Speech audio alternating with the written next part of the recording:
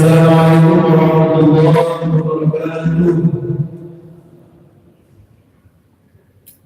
Pengumuman nomor 249 garis ND garis 2018 khusus saya berjumpa pada Aceh mengumumkan kepada sidang jumlah sebagai berikut.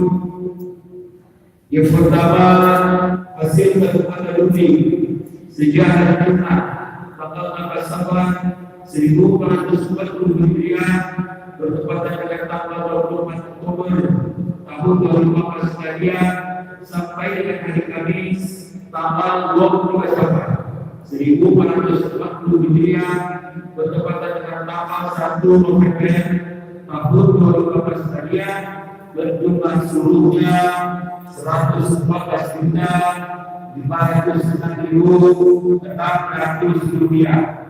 114.506.600 rupiah.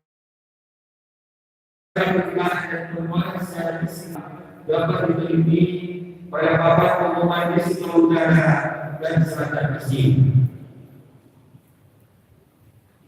Yang kedua, diminta kesehatan jemaah Jumat agar setelah selesai sholat Jumat nanti langsung menuju di Jaya.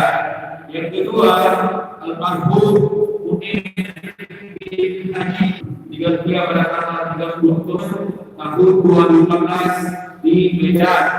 Yang ketiga, almarhum Muhammad bin Munasir digantikan pada tanggal 1 November tahun 2015 di Sahabatum Lablok Aceh Besar.